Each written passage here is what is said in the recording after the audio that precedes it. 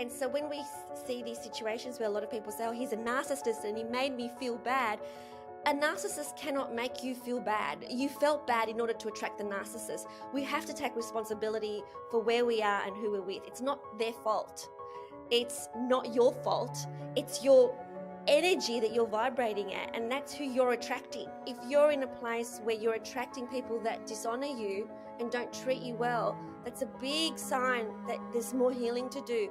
Look within to give yourself the love and joy that you deserve, and then when you get to that place, you'll be vibrating at a different level. You'll be attracting a different person. Welcome to Soul Sisters Get Real, the show that goes deep in who we really are and why we are really here. We're your hosts, Caryn from the States and Eleni from Australia. We've had heartfelt conversations as soul sisters for years, and we're ready to share our truths, stories, and life lessons with you. And to inspire you to connect to your truest essence, which resides deep within your soul. There'll be tears, there'll be laughter, and there'll be no holding back. So sit back, relax, and let's get real about the things that truly matter. Welcome, and we're here to talk to you today as we talk authentically between the two of us about attracting our perfect soulmate, our perfect lover, and what that looks like, how to do it, and how it gets to be easy when we do. I just love this topic so much, Caryn. I can talk about this forever because we're both in really happy relationships at the moment, but we've also had our share of dramas from past relationships. But we're now a bit older and a bit wiser, and we're going to share how we've done it, how we've attracted our person, our partner, and how easy that is. Right. And we talked a little bit, we've talked about this before, about how when we love ourselves, when we are happy with ourselves and our lives, we like to be alone and yet we like to be with others. It's almost like we're the cake and that partner is the ice cream on top. And we are complete without it. We're this delicious cake, but the ice cream makes it even better. Even more fun, even more enjoyable. Exactly right. When I connected in with Christian, who's my current partner, I was in a really good place in terms of where I was at. I was happy with my life and I wasn't looking for a partner. I had so much going on in my life that's the last thing that I wanted was a partner. Me too. We were exactly at that point. When another person connects to another person, they don't feel like that person wants them out of some sort of desperation to complete their own life. And so it's attractive when you connect with someone who's already happy in their own life, because then what happens is that we don't let off that kind of desperate neediness kind of energy, because we don't need anybody. We're fine the way we are. We're happy to be single. But it just so happened that we're in this happy space, and then we connected in with someone else who saw and felt that we were already in a happy space. Right. And those places of, we don't need them to fill anything, any part of us. There's no gap in us that needs to be filled. And that's when, like you said, it's that space of not wanting. And then, of course, that's what shows up, right? Exactly. And also from the other end. So when I met Christian, he was also really happy. In fact, he had this vision that when he would pass from this earth, on his tombstone, it would say, and here lies Christian. He remains single for the whole of his life. And the one who steps in. I love it. Yeah, he wasn't looking for a partner. I wasn't looking for a partner. He was really happy in his life. I was really happy in my life. But then when we connected, it was just this magic that brought us together.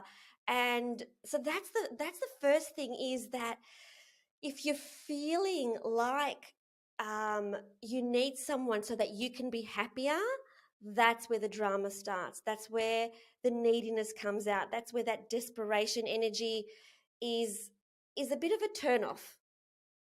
Yeah. So I would say it's about learning how to love yourself or seeking the answers in how to love yourself. And that's step number one. And I tell many of my clients is when you love yourself, others then you're lovable. So it's about loving yourself so you're lovable. Actually, that's probably a better word than the word that I used, which was attractive, lovable. When you love yourself, you are lovable, right? So that's so important. And so when we're lovable, it means that we're exuding love for ourselves and for others. And in order to truly love the other person unconditionally, and that they feel that you're loving them unconditionally, there can't be a condition to it, which means the condition is you need to show up for me in a certain way so that I can feel good about myself. So that way, when we're actually loving the other person, we're actually loving their energy, not what they can do for us. That's really important. It's not what can you do for me, but I love you for who you are. And that goes on to friendships as well. Like I love hanging around with you, my soul sister, because I just love hanging around with you. It's not for what you do for me to make me feel better. It's not because you say you're an amazing person and therefore I feel better about myself. It's because we have these really good, heartfelt, authentic connections. And so it's about enjoying who you really are at your core. And then you feel that from me, right? You feel that I really like you, who you are. It's not what you do for me, but I really love you. And then we just have this going backwards and forwards. Yes, and it is the give and take in the back and forth. And we've had this conversation before also, where there's that 50-50. You talk, I talk, the questions come and go. It's not that I need you to listen to me the whole time, or I want to coach you the whole time, and vice versa. And that is similar to a relationship, right? Like there's a give and the take and the back and the forth, which is beautiful. And that leads me to I have to tell you this story. It's so crazy. After Josh died, my son, I was also going through a divorce at the same time. And I was in a space of, I don't think I ever want to have a partner or relationship ever again. Like I want to be with me. I want to focus on my boys. I just get to be with me. And I was speaking to one of our colleagues, and she's a shaman. And she was pulling a few cards for me, some oracle cards. We were on the phone, and there was a woodpecker outside, which, whenever we communicated, this woodpecker would come and knock at the window.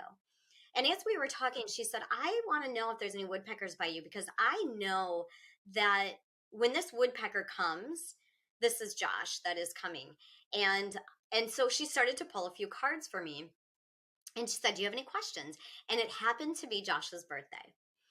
And I said, I guess I'm just curious. I'm still going through this divorce, and I feel like I get to be loyal to my husband at the time until the divorce is completely final, because that's just me. Like, that's the person I am. So I'm not even looking for anyone. But I'm just curious if I'll ever be in love again, or maybe my husband and I would get back together at some point if things changed in our lives, because I truly still loved him. It just was a very unhealthy marriage.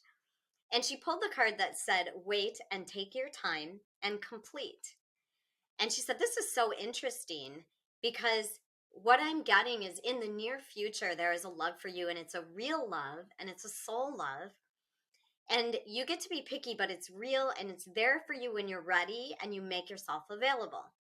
And I thought to myself, well, that's crazy because I am not ready and I don't want to be available. And as we were talking, she said the woodpecker showed up again. And the woodpecker represented Josh. And then she said, it's a very clear sign that's him. And what he's telling me is that it is okay to be in love again someday because it had been a hard road for me. I was like, wow, that's so interesting. And then she said the universe and my soul was waiting to align me with a man and his soul, but couldn't until the time was right, and we would have to wait. And at the time, it was 6 months after Josh died and 6 months after the separation started, and the divorce took an entire year. And at the time, I was like, no way. I don't know who a soul on the other side would be waiting for me. I am not there. And lo and behold, that soul was waiting for me on the other side. And 6 months after that, after the divorce was final, things just fell into place. And now my partner is Chad, and it's so crazy how there was that synchronicity when I was like, nope, no way, not ready. Not, I was in the space of just, I want to be with me. So, yeah. I love that. And I love how you said, no, I do not want to be available. I do not want to be available. That is so funny. But the thing is, with relationships, we talked about making it easier. And I really believe that, this is probably the easiest relationship I've ever had. And that is not saying anything negative about my previous partners. I feel like I've just grown up a whole heap. And my expectations are very, very different. So I would say that in previous relationships, there were things that I demanded or expected that the person show up in a certain way and do certain things. But now, where I'm at is I really honor what he wants and I don't expect anything. And like you said, it's like the cherry on top of a beautiful cake. It's like I don't own him. He doesn't own me.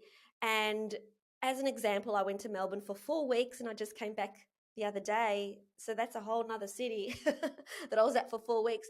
He wasn't thrilled that I was away for 4 weeks, but there's no judgment, there's no guilt tripping, there's no anything. He's his own person. I am my own person. We make our own choices. And in that, we both feel the freedom to make our own choices, but we always choose each other. And when you honor each other and what they want and what's best for them, then it is easy because it's about knowing this is what you really want to do. And if it's not harming us or the relationship, then that's where the easiness comes in. Yeah, the easiness is in letting go of attachment, that unhealthy codependency attachment where this person needs to be this way. So, he has to make himself available to me on this day because I'm free on this day and therefore he has to. It's that kind of, well, whatever suits him, and then I'm fine to be alone if I need to be alone. I don't need him to be happy, but at the same time, there's nothing I love more than being with him and being in his company. And for us, we have no TV in our house. And we said that from the very beginning. We have certain rules that we have, which I think it's important to be present. And so, in this day of iPhones, one rule that I started this rule, and he's been absolutely fantastic with it, is where if we're talking to each other, the phone goes down. So we cannot have a conversation where he's doing this and I'm talking to him. The phone goes down, it gets turned upside down, and we don't have the phone distracting our conversation, so that when we're together, we're together. What kind of rules do you have? Do you have any kind of guidelines? Interesting. We never came up with a rule around it, and we must be aligned in it because when we are together, which we both have our separate busy lives, and like you, when we get to be together, it's great and we really enjoy each other's company. And so I guess we just started when we started the relationship to not have that phone when we were having a conversation or we were together. And even if we're just sitting together on the couch and one of us feels like we have to send a text, we'll say, "Excuse me, is it okay if I send a text to you or I answer this?" And that's our way of respecting each other and the time that when we're connected, it's 100% of being with each other. I love that. I love that. I mean, there's so many times you go to a restaurant and you look around and people are together on their phone. So they're not actually together. They're actually together in some other realm. They're not together. Yeah, yeah. So connecting in, really giving that person the time. But the other thing that we do, Karen, is that Christian's fantastic at this. He always tries to make the relationship even better, even better, even better. And he reads up a lot. So he loves listening to podcasts about relationships and so on. So we're always trying to go next level in terms of the love that we give each other, the respect that we have for one another, and not taking each other for granted, because I feel that happened in my previous relationships on both sides, where we just expect the person to be hanging around forever no matter what. Well, we don't have that expectation. We always said that if the time ever came that our preference would be to separate, that we would do that with respect, and we would let the other person know first before anybody else, and we would have that conversation honestly. And so, because there is no expectation that this is forever, because that is certainly something that's changed within me, is expecting that just because I'm thinking something today and that it's going to be, I'm going to think like this forever. Like, I don't know. We don't know. We both say we don't know if we're going to be together forever. We love our time together now. We cannot be happier. I can't imagine having a life without Christian, but we're not going to categorically say, this is my forever person. It kind of icky to me when people say that, because it's like, you don't know. Mm-hmm. Yes, and then when you do get to a place where it's time to make that choice, you feel like you made a promise you can't keep, and all of that. So I hear that. And what I also hear you saying is there's always choice. And they get to have a choice whether they want to be with us, and we get to be easy to be with because and lovable. And we have a choice whether we want to be with them, and they get to be lovable. And I also completely agree when I think about past relationships with me. I I say this all the time. I've told my boys this. With my ex-husband, it was a 28-year marriage, and I am responsible also.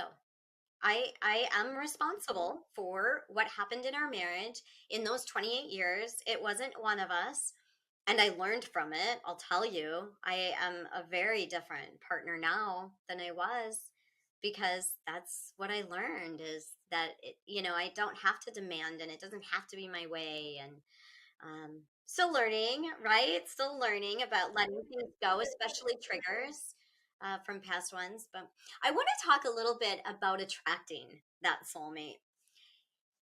Had you ever written a list of what your 10 out of a 10 relationship or soulmate would look like? It's really interesting you say that, because that's exactly what I wanted to talk about, which is for me, I believe, so I've had three major relationships. My first two were, my first relationship was a 10-year marriage. The second relationship was a 22-year marriage. So strong relationships. And this current one, I've been with Christian for 6 years, I think it is. And I loved all my relationships, and I feel that they were all perfect. I don't see them as failures. I see them as perfect. That I was with those men for a long period of time. I loved those men. I still have a deep love for those men. And I'm very grateful for the relationships that I had with them. But I've got to say that I think one of the reasons as to why I attracted such high quality, high caliber partners that I love dearly, even now, even after we're separated, with my second ex-husband, we're still great friends. Like, we catch up all the time. And so the reason being is that I believe that at the point where I met my past partners and Christian, that I was open-minded with all of them. So in other words, what I mean by open-minded was they didn't have to look a certain way, have a certain height, have a certain job, have certain qualifications. So it was like this, I was open-minded about the kind of person that I would end up with. But at the same token, there's no way that anybody could come into my sphere that wasn't respectful of me, so wasn't worthy of me. Yeah.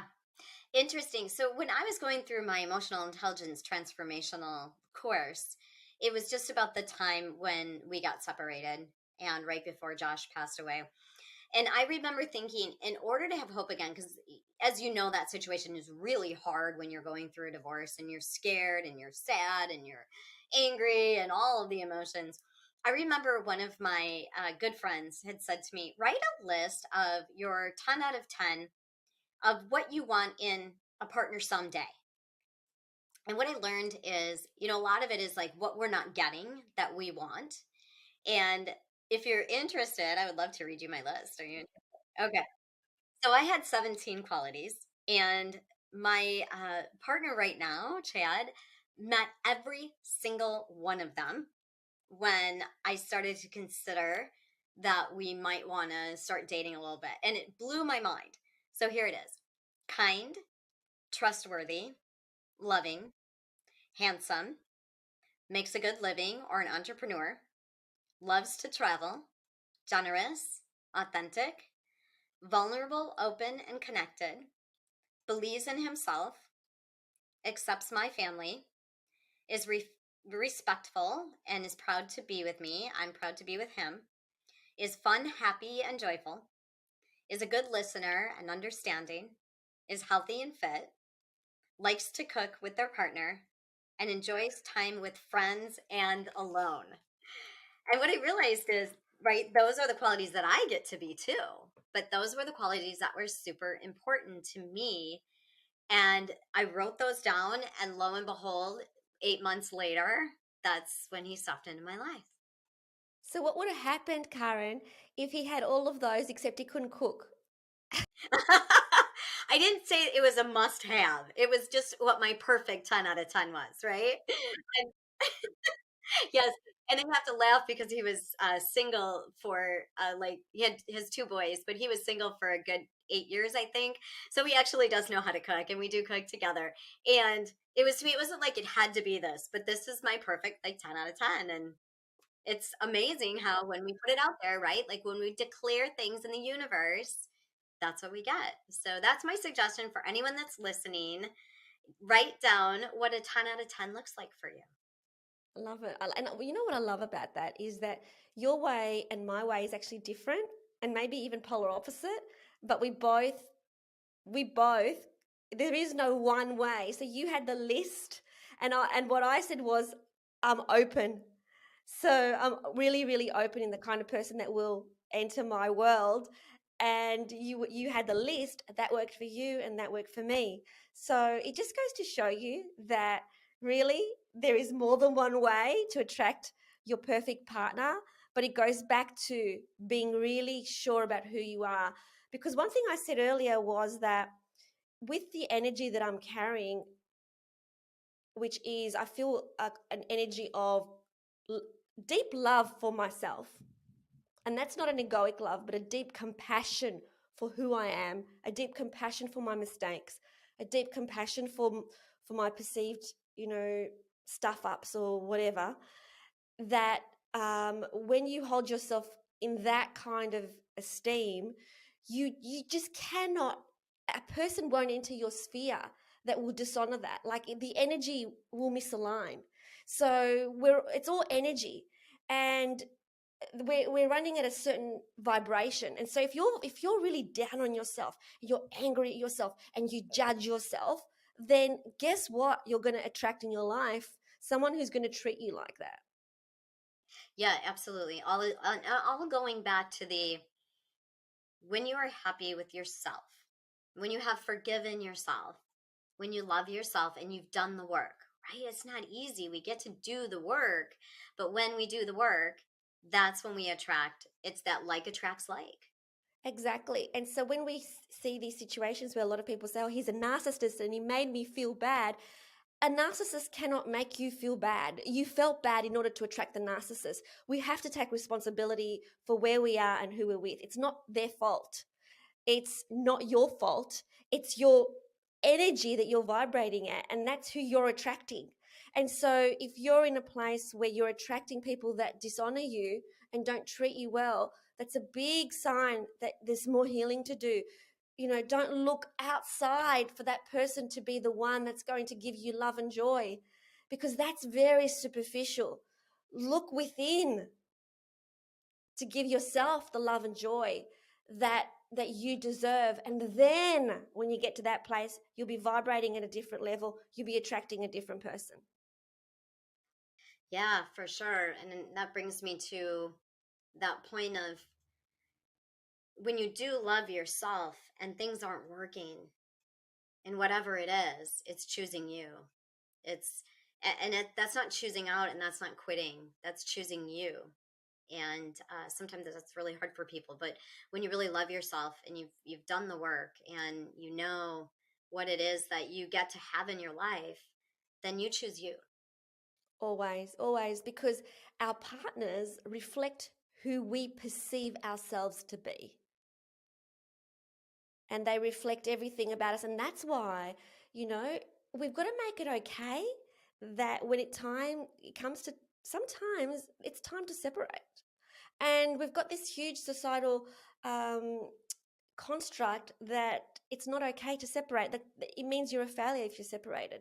It doesn't mean that at all. It just means that you are no longer aligned for whatever reason, and that's okay. We've got to make that okay. Yeah, and I believe that this is what came to me one time when I was like, why is this happening to me?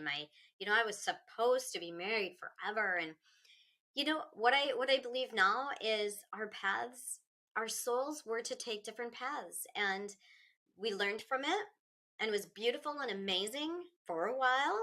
And at some point, our souls said, we're on different paths here. I'm going this way and you're going that way, and they don't align anymore. And then you get to find that person that you do align with. Yeah, and where you're supposed to be and who you're supposed to be with is who you're supposed to be with at that moment. So just trust that everything unfolds exactly the way that it needs to. Can I just say one more thing? I really believe that, who you're with and who you surround yourself with is all part of the soul's plan of, your greater purpose unfolding. For example, in my previous relationship, and I was there for 22 years, absolutely loved and adored my ex-husband, but it took Christian to help me let go, like surrender, which is what I need to do in my life to be living my soul's purpose at this point. Previously, no. John really helped me get things done, help me, support me in every single way. But Christian lives in a way that is in the surrender mode. And he loves things like giving me surprises. He loves surprises. And I never accepted surprises before because I was a control freak. And so he didn't accept me not accepting surprises. And so I had to let go. Right at the very beginning, he'd say, okay, make yourself available next Tuesday. I say, why? What are we doing? He goes, you don't have to know. And I'd be like, I have to know. I don't do surprises. And he goes, oh, yes, you do. And that was the beginning of me starting to let go, which is a crucial part of my spiritual evolution, was needing a partner that actually helped me let go, helped me surrender, helped me be in this more flow state that I am now. So I really believe that every partner that we have along our journey is actually perfect. Even the ones that make us feel sad or whatever, it's perfect for that time. Yeah, absolutely. Absolutely. And I'll tell you, like, I think it's all perfect because I love my boys, right? They're perfect for me. And I can't imagine life without them. Well, I can't imagine life without the one, right? And interesting, I say that. And it's all perfect because they're perfect for me, and that was the result of my ex-husband and Kevin and our love. And yeah, we'll have to talk in another episode about how I actually ended up meeting or hanging out with who my partner is now, Chad.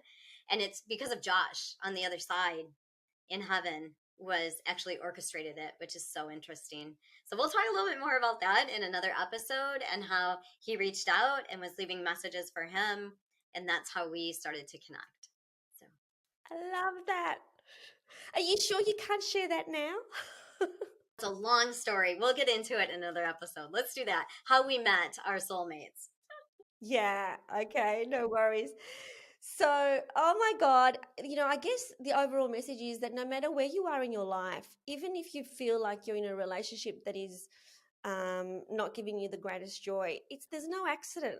There's no coincidence that you are there at this moment, that there's something that you're learning, there's something getting reflected back at you. There's something that you need to experience at that time. Let that be okay. And then if it's no longer okay, then it's no longer okay. And then it's time to move on. But we need for everything to be okay, wherever we are, whether we're single, whether we're in a relationship that's not great, whether we're in a relationship that's full of drama, let it be okay and then make a decision or a choice as to what you want to do with that. Do you want to stay there, or do you want to improve it, or do you want to leave? What do you want? You've got the choice, because no matter what, we always have the choice. We always have the choice. You said this earlier, Caryn, and I just want to repeat it because it's so important. We think we don't have the choice. We always have the choice. Do we choose to be with this person now? Because it might be that when you allow that person to leave your life, which might be the best thing for you, then you create the space for your perfect soulmate to show up in the next perfect moment. And it's about the best thing for you and for them sometime. You know, I have to say with my ex-husband is when I finally made that choice, for me it was, I love you and you get to love yourself and find yourself and be free and be happy. And it's not here in this marriage. And I truly believe that with all my heart, and that's how I went into it. It has to be that way, Caryn, because if there's two people, and this is important actually, because this is something that I held on to previously, whereas I can't hurt him, I can't leave him. But in fact, what actually happens is that you're giving them the opportunity to find their person, their next person when you do that, because it can't be one way. If that person wants to stay in the relationship and you don't, then you're not giving them everything they deserve, because they deserve to be loved completely. Yes, and it's not healthy. So, yes, yeah, I agree. So, like we've said, choose you, attract your perfect mate by being open, thinking about what it is, the qualities that you want to get from them, and then also you get to share with them, and trust and surrender. Trust and surrender. It's all perfect. These soul contracts have already happened way before you reincarnated onto this planet. It's already happened, but you just need to love yourself so much that you're vibrating at that level that you're going to attract the person that is worthy of you. Yes, yes. And until next time, see you later. Big kisses. Thanks for watching. We hope you loved it. And if you did, please like this video and subscribe to the channel. And remember, always connect to your truest essence. And choose love. We'll see you next time.